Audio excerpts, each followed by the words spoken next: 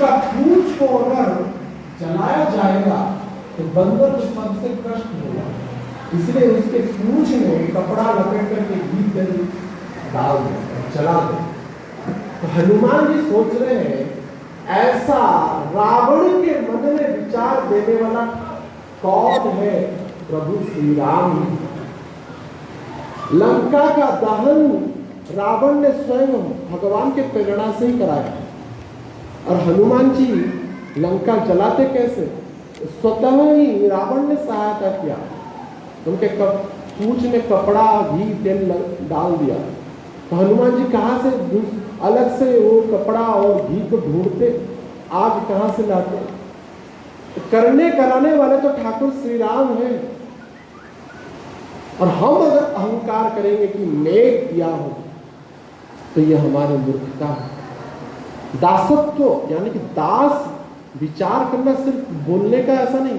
हम बोलते प्रभु हम आपके दास, दास यानी कि पूरा नौकर। हम बोलते ना एक दूसरे को प्रभु जी, प्रभु यानी कि वो मेरे स्वामी है। अगर हम उसको स्वामी विचार नहीं किए तो प्रभु कहना बस ढोंग है।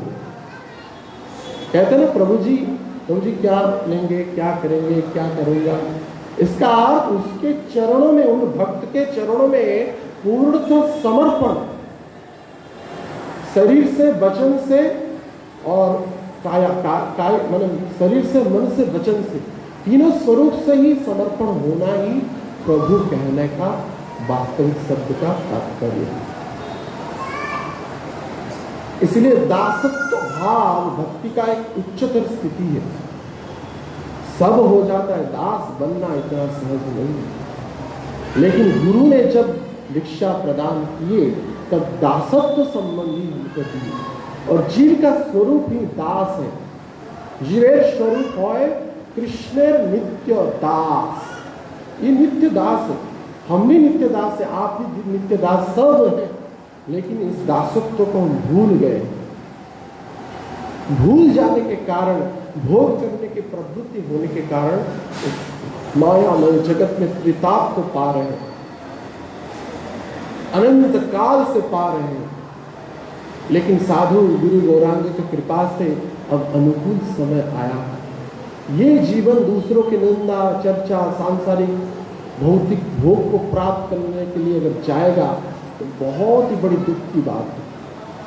अब नित्य संबंध को प्राप्त करने का परम स्वर्णिम अवसर आया हुआ है।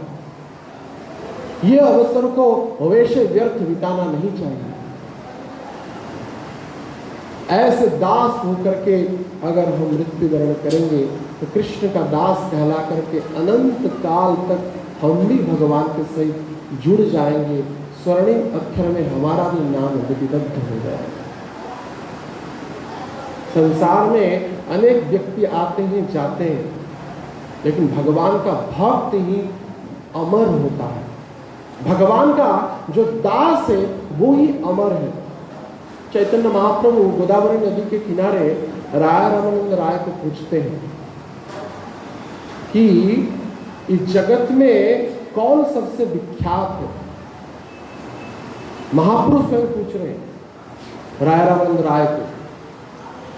तो राय रामानंद राय कह रहे हैं कृष्ण भक्त बोली जा रही जगतरे ख्याति। कृष्ण का भक्त नाम से जिसकी ख्याति है वो ही सबसे बड़ा व्यक्ति है संसार में। बाकी तो कुत्ते बिल्ली के जैसा मरेंगे, कोई नाली में वो चले जाएंगे, उसका कोई ठिकाना नहीं रहा। कितने IAS अफसर, कितने मंत्री तंत्री आए गए, लेकिन देखिए आज भी श्रील प्रभुपाद व्यासासन में विराजमान है और अनंत काल तक भक्त लोग उनका सेवा करते रहेंगे। ऐसे दासत्व का परिचय सर्वश्रेष्ठ परिचय है। काल के प्रभाव में भक्त प्रवाहित नहीं होता है, काल विजयी होता है भक्त। क्यों? क्योंकि वो भगवान का दास है। इसलिए सर्वश्रेष्ठ संबंध, सर्वश्रेष्ठ परिचय दास का परिचय है। इसलिए हम सबको संकल्पबद्ध होकर के भगवान के और परम वैष्णवों के दासत्व को स्वीकारना चाहिए। आज से, इसी क्षण से जो परिचय था भूल जाइए। ये नूतन जो संबंध गुरु कृपा से, महाप्रभु कृपा से प्राप्त हुआ है, उसको स्वीकारिए। ना सिर्फ वचन से, आचरण में भी उसको स्वीकारिए। अहम किंकरी, किंकरी का अर्थ क्या पता है? हाथ जोड़ करके खड़ा रहता है, सिर झुका करके। जो सिर उठा करके चलता है ना, वो अहंकारी होता है। कोई अगर हमको प्रणाम करे, हरे कृष्ण करे, तो ऐसा शास्त्र में बताया गया है, हमारा वक्ष देश का आधा झुकना चाहिए, आधा, बस ऐसा नहीं, ऐसा नहीं, ऐसा नहीं, पूरा ऐसा। ये विधि है प्रणाम करने की। प्रभुपाद जी एक बार एक भक्त को संन्यास दीक्षा दी। तो प्रभुपाद जी बताते हैं उस लेक्चर में, संन्यास दीक्षा के लेक्चर में, अगर नूतन सन्यासी थे तो आपको भी कोई प्रणाम करे और आप अगर प्रणाम नहीं करेंगे तो आपको दोष लगेगा। तो मुझे पता है लास्ट टाइम जो कथा हुई थी तो भक्त लोग यहाँ आम का 2 पेटी दिए थे, तो उसको लेकर के हम गए थे। तो उसके बाद वृंदावन जब पहुँचे तो वृंदावन में पहुँचने के बाद गुरु महाराज को सब आम दे दिए। तो गुरु महाराज बॉम्बे के भक्त लोग आम भेजे हैं। अच्छा, और मैं बोला कि बॉम्बे के जितने भक्त हैं आपके चरणों में दंडवत प्रणाम किए हैं। तो गुरु महाराज ने सभी भक्त को मेरा दंडवत प्रणाम, ऐसा बोला। वास्तविक दासत्व का परिचय है कि हम अगर किसी को प्रणाम कर रहे हैं, पूरा समर्पण भाव, विधि रूप में बस यह प्रतिष्ठित न हो। भक्त का प्रत्येक क्रिया भाव में और विज्ञान में रहता है।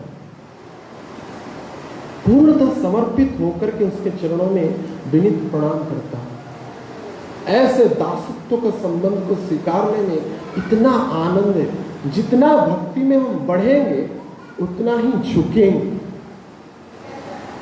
अगर हमारा झुकना नहीं हो रहा है, ना सिर्फ शरीर से, विचार से, विमर्श से, बुद्धि से, झुकेंगे वैष्णव के चरणों में। अगर हम ऐसे चल रहे हैं, इसका अर्थ हम बहुत पीछे हैं। ना सिर्फ शरीर से, वचन से, वाणी से, क्रियाओं से, सभी ओर से अपने आप को झुकाना चाहिए, क्योंकि दासत्व ही सबसे महिमा मंडित स्थिति है। स्वामित्व चिरकाल तक स्थायी नहीं रहता है। दास का स्थिति अनंत काल तक स्थायी रहता है, क्योंकि वो कृष्ण का दास।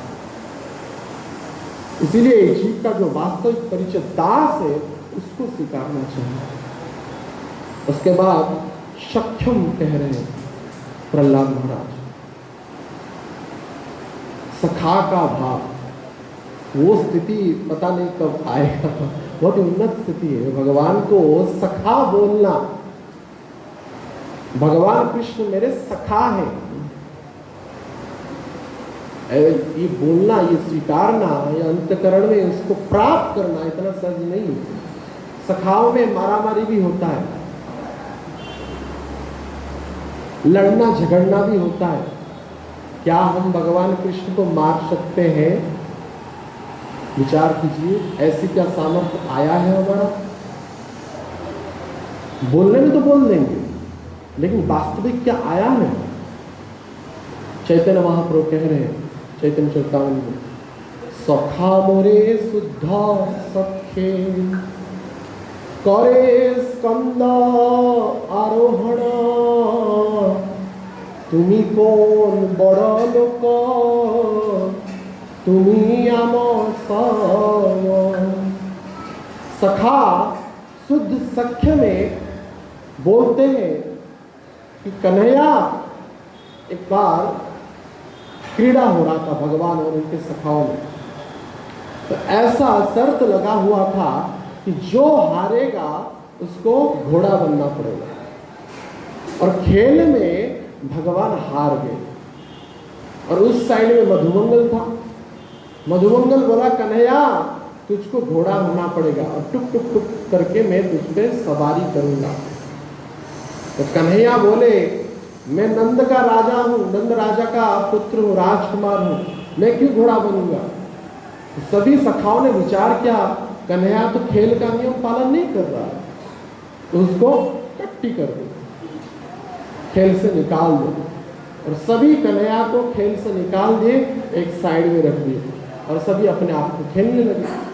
और इधर भगवान रो रहे हैं, भगवान राजी हो गए, अभी तो कोई उपाय ही नहीं, मधुमंगल का बात मानना ही पड़ेगा।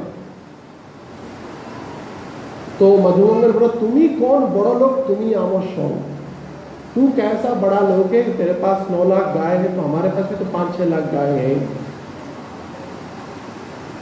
तो कौन सा बड़ा लड़का है। ऐसा कहकर के भगवान घोड़ा बने और मधुमंगल चढ़ा और भगवान को टुक टुक करके सवारी कराना ही पड़ा। भगवान शुद्ध सख्य भाव में खुद घोड़ा हो जाते, सख्य रस की इतनी भाव। जब श्रीनाथ जी, गोपाल जी उनका पूरा नाम था, श्रीनाथ जी जब गोवर्धन के ऊपर थे तो एक ब्रजवासी अहिर लड़का आता था और श्रीनाथ जी को पत्थर मारता था। पत्थर मारता था तो श्रीनाथ जी 1-2 बार मारने के बाद अच्छा तू मुझे पत्थर मार है, मैं भी तुझे पत्थर मारूंगा। तो भगवान भी मारने के लिए दौड़ पड़ते थे और गोविंद कुंड के सामने लड़ते थे, झगड़ते थे। ऐसे सख्य भाव था। एक दिन भक्त का नाम स्मरण नहीं हो रहा है, तो भक्त आए तो देखे कि श्रीनाथ जी ऐसे कर रहे हैं, तो भगवान को बोले कि हम अपरस की सेवा है आपकी, मंदिर में इतनी स्वच्छता से शुद्धता से सेवा कर रहे हैं और आप भंगी के लड़के के साथ खेल रहे हैं। ऐसा कह करके गोविंद कुंड में उनको धकेल दिया भगवान श्रीनाथ जी को। और भगवान ठंडी में जाड़ी में ऐसे कांप रहे हैं और पुजारी इधर पट खोलने के लिए तो चल पड़ा, उसमें विठलनाथ साहब थे या बल्लाचार्य थे, वो नहीं, जो पुजारी थे, जो लौटे देखे कि भगवान के शरीर से पानी निकल रहा है, वस्त्र पूरा भिगा हुआ है। बाद में ऐसी घटना का पता चला। लेकिन ये जो रस है, सख्य रस, साधारण भक्तों के लिए ये करणीय नहीं है। किसका ऐसा स्थिति है भगवान को पत्थर मार सके। हाँ, सख्य रस की जो अद्भुत उच्च स्थिति है, सख्य रस के आचार्य वैसे शास्त्रों में बताया कि अर्जुन, वो अर्जुन भी स्वयं गुरु रूप में स्वीकारे, शिष्य के साधिमाम ताम तपम, मैं आपके शिष्य बन रहा हूं, मुझे आप स्वीकारे, आप मुझे ज्ञान दीजिए। तद बुद्धि प्रणिपातेन परिप्रश्न सेवया, भगवान की भगवत्ता को स्वयं भगवान की जो भगवत्ता है अर्जुन भी स्वीकार, वैसे तो जानते ही थे, लेकिन बाद में क्षमा प्रार्थना कर रहे हैं। बातचीत में मैं आपको कुछ गलत बोल दिया, अनेक बार आपको सख्य भाव में क्या कुछ ना बोल दिया, आप बारंबार प्रार्थना करके क्षमा प्रार्थना कर रहे हैं। यद्यपि यहाँ पे सख्य रस की आचार्य अर्जुन के बारे में बताया जा रहा है, तो अर्जुन भी भगवान को भगवान ही माने, गीता में प्रमाणित हो रहा है।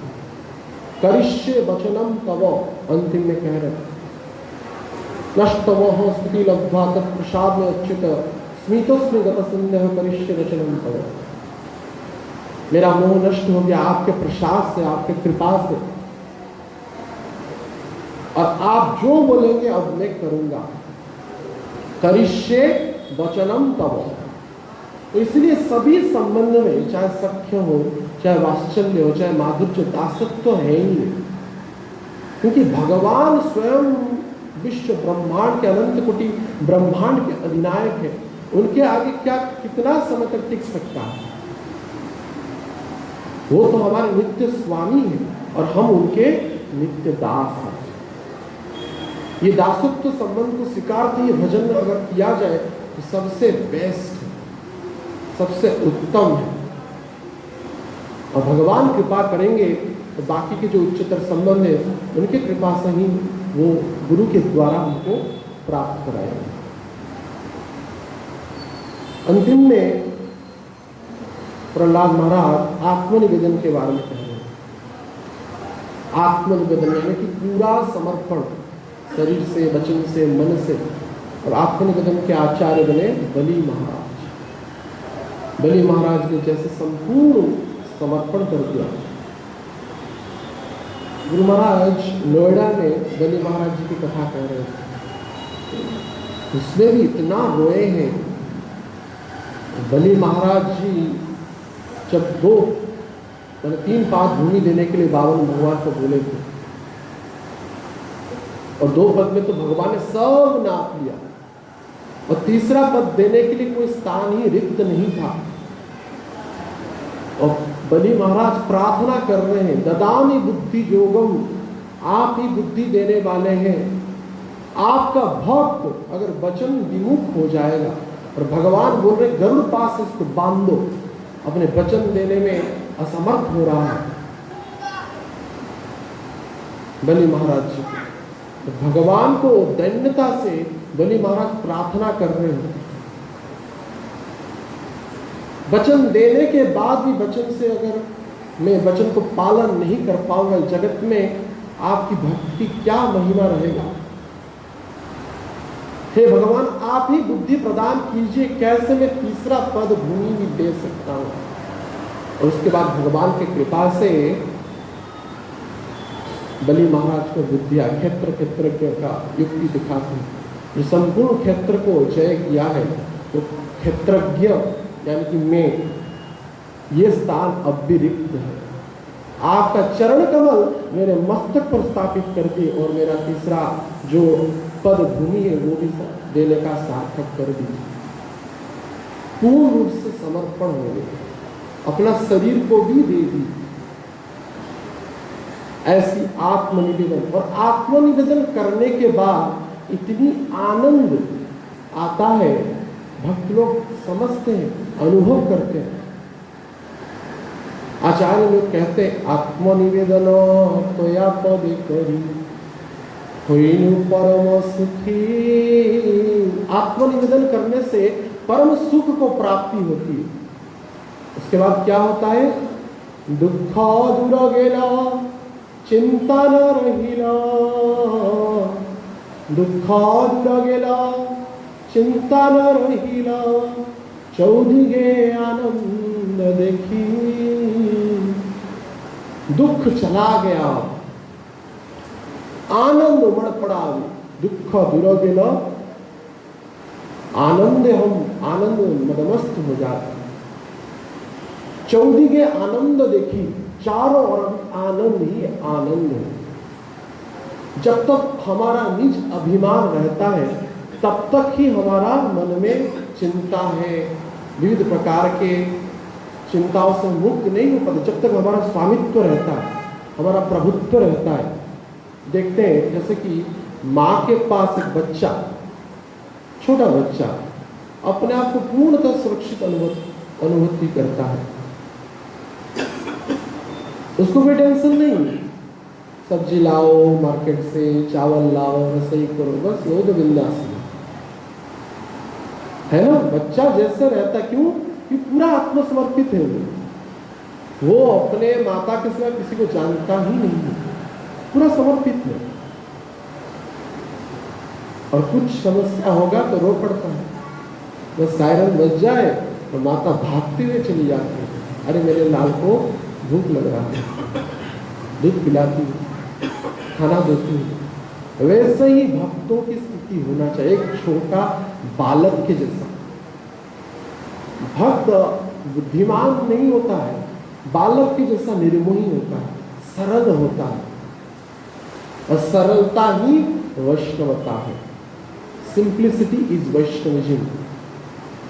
जब तक हम सरल नहीं होंगे, कूट कपट हम में रहेगा, तब तक हम भगवान से दूर ही रहेंगे, तब तक हमारा आत्मनिवेदन नहीं होगा, समर्पण नहीं होगा। हमारा जो भक्ति है वो कपट भक्ति है, तथाकथित भक्ति। नहीं तो पार्शियल यानी कि आंशिक है। आंशिक भक्ति को भी इतना बताते हैं। उसके बाद अगर किसी को राग द्वेष हिंसा अपमान करते हैं, निंदा करते हैं, तो हमारा भक्ति तो बड़ा कपट से परिपूर्ण है। इस सब सकारात्मक भक्ति का त्याग करके व्यवसायत्व का भाव है, कुछ देना और कुछ पाना। भगवान का नाम करूं तो ये प्राप्त होगा, भगवान की भक्ति करूं तो ये प्राप्त होगा, ऐसे विचार रखना कपट भक्ति है और भगवान को ये भाता नहीं। भगवान शाश्वत प्रेम के पागल है। भगवान का एक नाम है प्रेम पागल। प्रेम के लिए पागल है। तो भगवान तो सबसे बड़े कपटी हैं, उनको क्या कपट करेंगे हम? तीनों ओर से टेढ़े हैं, त्रिभंग स्वरूप है उनका। प्रभुपाद जी बोलते थे Krishna is supreme cricket. Cricket करने में यानी कपटता करने में वो भी पटु है। वो जब अपना कपट दिखाएंगे हमारा कुछ भी स्थिति नहीं रहेगा। इसलिए हम क्या कपट दिखाएंगे? बोले सबके मास्टर हैं, सबके मास्टर वो है। नटो नाट्यम, जैसे नाटक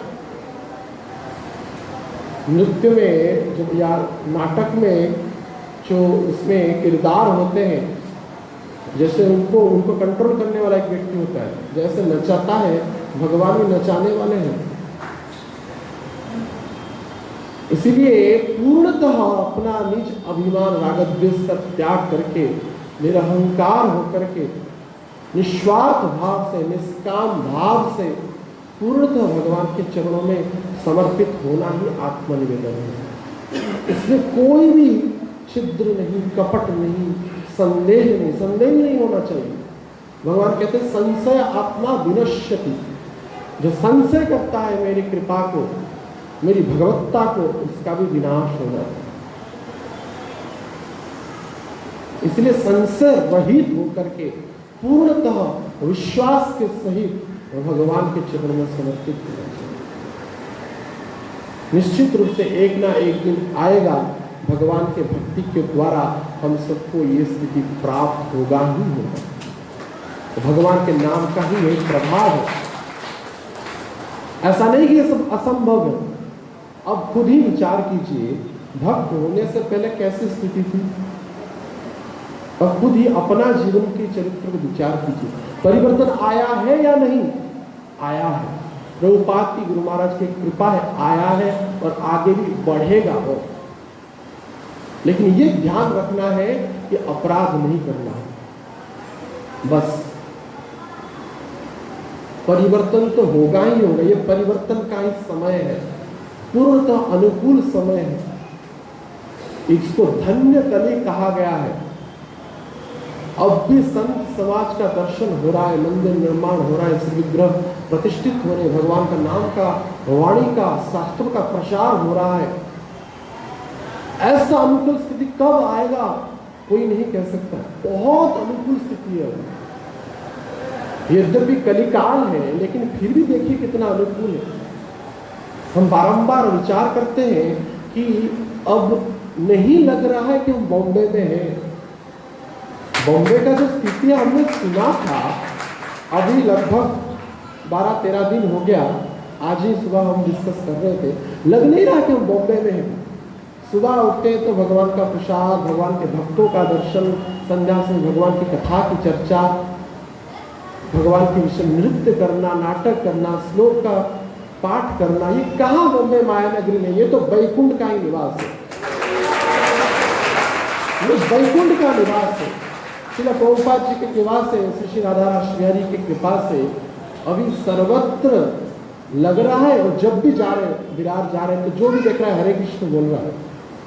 हरे कृष्णा कृष्णा कृष्णा हरे हरे, हरे राम राम राम जहाँ पे भगवान का नाम गुंजन हो रहा है, भगवान की शीघ्र सेवा हो रहा है, भगवान की साक्षात प्रेयसी तुलसी माता विराजमान है। कैसा वो माया का नगरी है, वो तो भक्ति का नगरी है।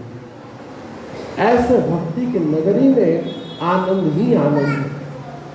ये आचार्यों की कृपा है, इस नवदा भक्ति के द्वारा वो उस स्थिति को हम धीरे धीरे धीरे प्राप्त कर रहे हैं। और भी अनुकूलता आएगा, जितनी हमारी विचारों में भक्ति में सीरियसनेस आएगा, गंभीरता आएगा, उतना ही अनुकूलता बढ़ता जाएगा। और धीरे धीरे धीरे भगवान स्वप्न में दर्शन देने लगेंगे। कई भक्तों को देते ही होंगे, अपना अपना परिचय, अपना अपना अनुभूति प्रदान करते हैं। भगवान पहले सपने में आते हैं, उसके बाद धुंधला दर्शन देते हैं, प्रकट स्वरूप में कभी अपना पीताम्बर लहराते हुए आपको स्पर्श करके चले जाएंगे। ऐसा लगेगा कि मधुर सुगंध इस प्रकोष्ठ में अनुभूति होगा। बहुत ही दिव्य सुगंध का अनुभूति होता है। कभी कभार ऐसा भी होता है, भक्त लोग अपना अनुभूति प्रदान करते हैं, दिव्य शाश्वत सुगंध अनुभूति होता है। तुलसी की जो मंजरी की विविध सुगंधित पुष्पों की सुगंध अनुभूति होता है, जो दिव्य शाश्वत जगत से आता है। भगवान ऐसे थोड़ा थोड़ा हल्के से कुछ कृपा करते हैं धीरे धीरे। उसके बाद प्रकट स्वरूप में धीरे धीरे लगता है कोई मुरली बजा रहा है, उसकी ओर स्वतः ही आकर्षित होते जाएंगे। भक्ति की जब प्रगाढ़ता बढ़ेगी, ऐसा अनुभूति अवश्य ही होगा। और बस एक बात आ जाए सामने, तब तो छोड़ेंगे नहीं उनको भी। बिल्लमंगल ठाकुर कहते हैं, जब बिल्लमंगल ठाकुर जा रहे थे, बिल्लमंगल ठाकुर के बारे में जानते हैं? बिल्लमंगल ठाकुर ऐसे हुए, वो चिंतामणि वेश्या के प्रति आसक्त थे। तो जब चिंतामणि वेश्या एक दिन बोली, इतना आसक्ति मेरे लिए अगर आपकी है, ऐसा आसक्ति अगर भगवान के लिए होगा तो क्या ना होगा। तो कृष्ण करणामृत नामक शास्त्र लिखे हैं बिल्लमंगल ठाकुर, उसमें प्रथम कह रहे मेरी शिक्षा गुरु चिंतामणि है। कोई कहेगा कि वेश्या मेरी शिक्षा गुरु है, वो आचार्य है, इसलिए अपना परिचय प्रदान करने में लज्जा नहीं करते, तो खुद बोलते अपना चरित्र के बारे में कि मैं ऐसा था। और जब पुनः माया का देखिए इतना आकर्षण है, जा रहे थे रास्ते में एक सुंदरी नारी स्नान कर रही थी, पुनः उनका मन आकर्षण हो गया। और होने के बाद फिर धीरे धीरे उनके पीछे पीछे जाने लगे। तो नारी घर में प्रविष्ट हुई तो देखी कि संत के वेश में है और पीछे पीछे आ रहे, कुछ बोल नहीं पाई। अपने पति को बोली कि एक संत महात्मा खड़े द्वार के सामने, लग रहा है उनका क्या विचार है मुझे पता नहीं। तो स्वामी बोला कि आप जाकर के उनका जो भी इच्छा है पूर्ति कीजिए। जाकर के जब बोले, बिल्लमंगल ठाकुर को पुनः चेतना आ गया। बोले कि मुझे दो चीज प्राप्त करना है आपसे, आपके बाल में जो दो कांटा है, जो क्या माता है, जो बाल को बांधते हैं सुई जैसा, वो मुझे दे दीजिए। क्या बोलते पता नहीं। तो वो जब हो सकता है दे दी, तो ला करके अपने आँख को ही फोड़ ली, अपने आँख को ही फोड़ ली बिल्लमंगल ठाकुर, अपने आँख को अंधा करा दी। जिस आँख भगवान श्याम सुंदर के पीछे पागल नहीं होता है, उस आँख को फूट जाना ही चाहिए, उस आँख को नष्ट कर देना चाहिए। जिना देखे से चंद वदनो से नयने की काजो, महाप्रभु कह रहे चैतन्य चेतामुंड में, जिना देखे से चंद वदनो, अगर हमारा आँख उन भगवान श्याम सुंदर को नहीं देख रहा है तो उस आँख की क्या लाभ है। से नयने की काज, उस नयन को रख करके, उस चक्षु को रख करके क्या लाभ। पोड़ू के तार मुंडे बाज, ऐसा होना चाहिए कि इंद्र अपना वज्र ही स्थापित करके उसको मार दे, जो भगवान श्याम सुंदर को देखने के लिए व्याकुल नहीं हो रहा है, विषयों के पीछे भाग रहा है। वो तो पल पल में ही मर रहा है, क्षण क्षण में मृत्यु को प्राप्त कर रहा है। पड़ू के मुंडबा से तार जन्मो गेलो अकार, उसका जन्म वैसे ही व्यर्थ चला गया। जो भगवान श्याम सुंदर को दर्शन करने के लिए व्याकुल नहीं हो रहा, उनके दर्शन में वो आकर्षित नहीं होता है। ऐसा चक्षु को रख करके फायदा ही क्या है? ऐसा विचार करके बिल्वमंगल ठाकुर अपना आंख को फोड़ ली, व्याकुल हो गए पति पत्नी ऐसा क्या कर दी। अपना विचार बोले कि मेरा ऐसा गलत विचार आ गया, अच्छा ही है मैं अपना आंख को नष्ट कर दिया। उसके बाद अंधा हो गए, वृंदावन की ओर जाने की इच्छा थी। तो जब संपूर्ण समर्पण है भगवान के चरणों में, हम क्या अपना आंख को फोड़ सकते हैं? सोचिए, थोड़ी अगर कोई सुई भी चुभ दे तो कितना कष्ट होता है। मच्छर एक बैठ जाए तो क्रोध आ जाता है मन में, और इधर संपूर्ण आंख को फोड़ा जा रहा है। इतना त्याग को देखकर स्वयं भगवान श्याम सुंदर व्याकुल हो गए, और स्वयं भगवान बिल्वमंगल ठाकुर का हाथ पकड़ लिए एक गोप बालक के स्वरूप में, और उनको वृंदावन की ओर ले पड़े। और जाते वक्त भगवान कृष्ण की जो शाश्वत जो दिव्य लीला है, उसका रास की जो लीला है, उसका दर्शन किए बिल्वमंगल ठाकुर। उनके पीछे पीछे एक शिष्य था, वो बोलते जाते थे, वो उसको लिखते जाते थे। वही शास्त्र आगे चल करके कृष्ण कर्णामृत हुआ, जिसको स्वयं महाप्रभु ने वराह पत्र से पुनः प्राप्त किया। वो लुप्त हो गया था संसार से। चैतन्य महाप्रभु 500 साल पहले बराह क्षेत्र जो दक्षिण भारत में है, वहां से कुर्म क्षेत्र से उसको प्राप्त किया। ब्रह्म संहिता और कृष्ण कर्णामृत दो साथ में। तो उसमें जब वृंदावन में पहुंचे बिल्वमंगल ठाकुर, तो गोप बालक कह रहा है, बाबा अब वृंदावन आ गया, मैं चला। तो भगवान उसको कस के पकड़ ले, फिर भी छोड़ के चला गया। और बिल्वमंगल ठाकुर बोल रहे, तुम तो मेरे हाथ को छोड़ के चले गए, लेकिन क्या मेरे हृदय को छोड़ के जा पाओगे? नहीं जा पाओगे, तुम्हारा सामर्थ्य नहीं है। मेरे हृदय के अंदर से तुम छोड़ करके जा नहीं सकते। ऐसे हृदय में भगवान को बिठाना चाहिए। इस हृदय में बस एक बार बैठ जाए, एक झलक दिखला दे, एक नजर जब पड़ जाए उनकी, अरे हमारी नजर क्या उनको पड़ेगा, उनका नजर हमारे ऊपर में पड़ जाए, बस कहना क्या, कल्याण ही कल्याण है। दुख की कोई सीमा नहीं रहेगा। आचार्य इसलिए कहते दुख तो दूरो गेलो, चिंता न रहिलो। और कोई भी चिंता नहीं, पूर्ण समर्पण में, आत्मनिवेदन में, आत्मसमर्पण में कोई भी चिंता नहीं। चौदिगे आनंद दे, आनंद ही आनंद। भक्त लोग इसीलिए प्रत्येक क्षण क्षण में आनंद का अनुभूति करते हैं।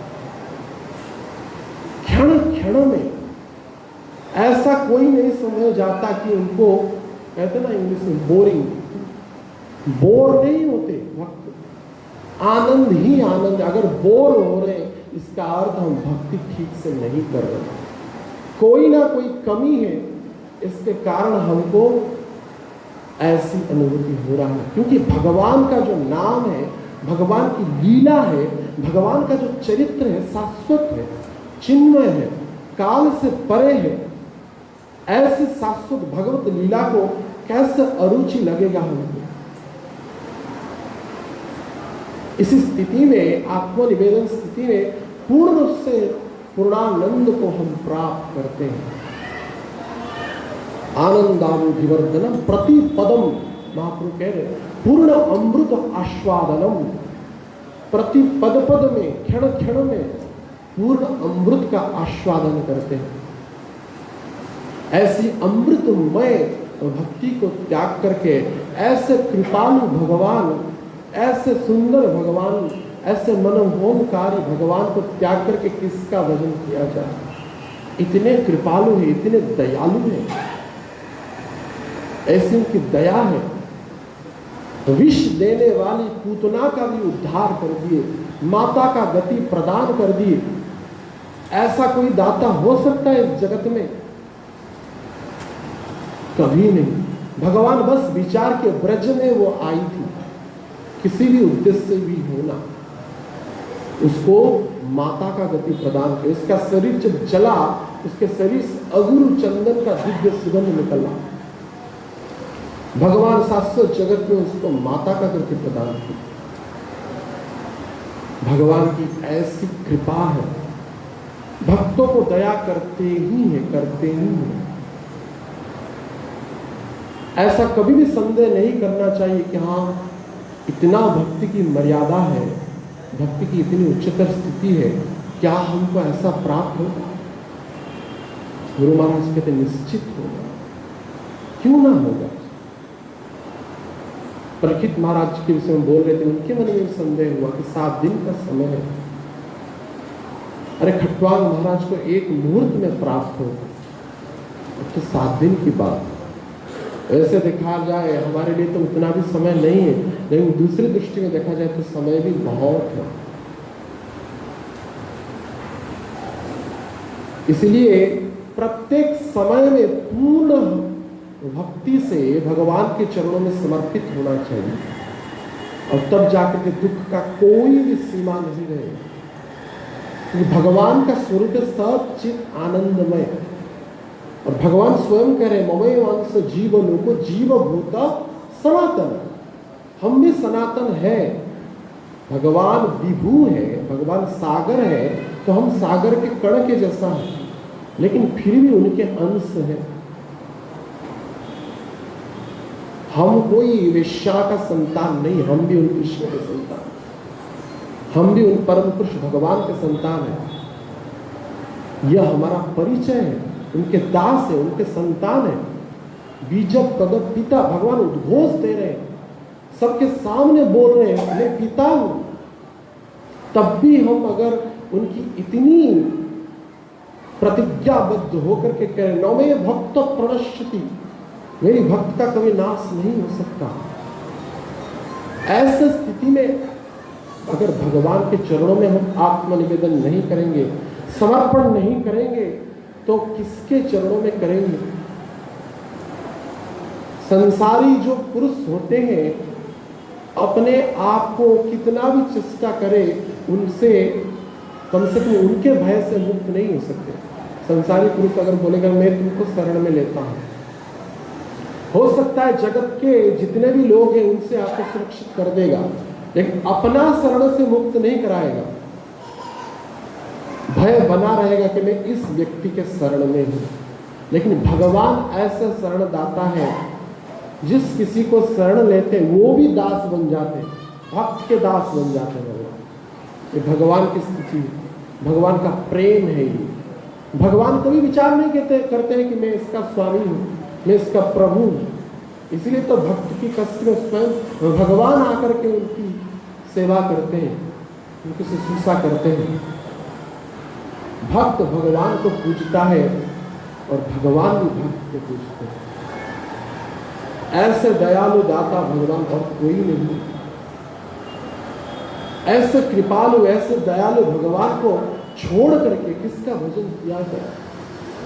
इसलिए सर्वश्रेष्ठ समय है, सबसे अनुकूल समय है। इतनी अनुकूलता अभी पुनः भविष्य में आएगा या नहीं, इसकी कोई संभावना नहीं है। श्रीमद् चैतन्य महाप्रभु की कृपा से भक्ति का जो परम स्रोत है, भगवान का नाम, जो गोलोक वृंदावन से आया है। राधा तंत्र नामक शास्त्र में वर्णना है, गोपियां भी रास में ये महामंत्र ही करते हैं, और भगवान की नाम ही लेते रहते हैं। नाम ही जीवन का आधार है। ये नाम, जैसे नवदा भक्ति की ऐसा कोई भी अंग नहीं है जो भगवान के नाम से विच्युत है। जैसे कितना भी बड़ा फाइल हो जाए, लेकिन सरकार का जो मोहर एक होता है ना, क्या बोलते हैं, सील, स्टाम्प नहीं लगता है, तब तक वो रिकमेंडेशन नहीं होता है। वैसे ही कोई भी भक्ति का अंग क्यों ना हो, लेकिन भगवान का नाम का स्टाम्प नहीं लगेगा तो वो पूर्ण नहीं है।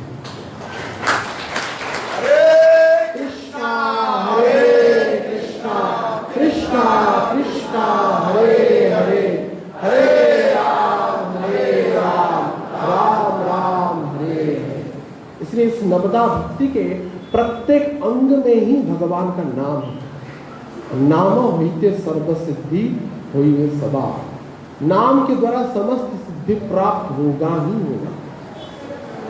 नाम में ही श्रवण है, नाम में कीर्तन है, नाम में स्मरण है, नाम में अर्चन है, बंधन है, दास्य है, शक्य है, आत्मनिवेदन सब है। स्वयं नामी भगवान कृष्ण है, गोलोक बिहारी कृष्ण जिस नाम में है क्या नहीं है उसमें। करोड़ों ब्रह्मांड भगवान के एक नाम से समा जा सकता है। कोई पापी अगर कहेगा चाहे संसार के करोड़ों पाप की गिनती किया जाए, लेकिन भगवान के नाम के आगे उसके एक कण भी सामर्थ्य नहीं है। भगवान के नाम में सब कुछ है। इसलिए जितना ज्यादा प्रेम से, उत्साह से, भक्ति से निरपराध होकर के अगर हम नाम करेंगे, निश्चित रूप से नवदा भक्ति का समस्त अंग को ही प्राप्त करेंगे, इसमें कोई भी संदेह नहीं। इसलिए श्रील प्रभुपाद ने अंतर्राष्ट्रीय कृष्ण भावना संघ में ये नवदा भक्ति का ही व्यवस्था कर दिया। क्या नहीं ये विचार कीजिए, सब कुछ है। भक्ति का जितना जो अंग है, सब अंग श्रील प्रभुपाद ने कृपा करके प्रदान कर दिया। बस ये सुलभ नाम को जो जिह्वा के द्वारा वशवर्ती है, इतने कृपालु है भगवान, इसको बारंबार लेना है और इस भगवत नाम के प्रभाव से अपना जीवन का परम कल्याण का साधन करना है। और समय के अनुसार, काल के अनुसार धीरे धीरे हमारा जो रुचि है, हमारा जो नित्य स्वरूप है, धीरे धीरे हम निश्चित रूप से प्राप्त करेंगे। भगवान नाम के द्वारा शरीर की जितनी मन है वो चला जाएगा, जितनी विस्कृति है वो चला जाएगा और परम कल्याण का जो मार्ग है भगवत धाम की ओर हम अग्रसर होते जाएंगे। अपना नित्य शाश्वत स्वरूप को अगर भक्ति की श्रेष्ठता को प्राप्त करेंगे, इस जन्म में ही इसका अनुभव हो जाएगा। इस जन्म में ही होगा, क्यों ना होगा। आचार्य लोग अपना जीवन का चरित्र को प्रमाणित करते हैं। महाप्रभु स्वयं आकर के भक्ति की शिक्षा दिए। महाप्रभु को क्या आवश्यकता थी संन्यास लेने की? महाप्रभु स्वयं भक्ति की परम शिक्षा प्रदान करने के लिए ही संन्यास लिए। उनके जीवन वृत्तांत से हम देख सकते हैं भक्ति की कितना उन्नत स्थिति को वो आचरण कर रहे हैं। और निश्चित रूप से ये हरिनाम के द्वारा कब ना कब ऐसी स्थिति को प्राप्त होगा जैसे भक्तों को प्राप्त होता है। प्रेम में पागल होकर के भगवान के पीछे पीछे प्रेम में नृत्य करते हैं, गाते हैं, उल्लसित हो जाते हैं, आनंदित हो जाते हैं। वो भी ऐसे भी स्थिति हमारी आएगा ही आएगा और केवल ही केवल भगवान के नाम के द्वारा ही आएगा, क्योंकि कलिकाल में भगवान का नाम ही इस नवदा भक्ति को प्रदान करने में पूर्णतः समर्थ है। हरे कृष्णा कृष्णा कृष्णा हरे हरे, हरे राम राम राम हरे हरे। ग्रंथराज श्रीमद् भागवतम की, हरिनाम संकीर्तन की।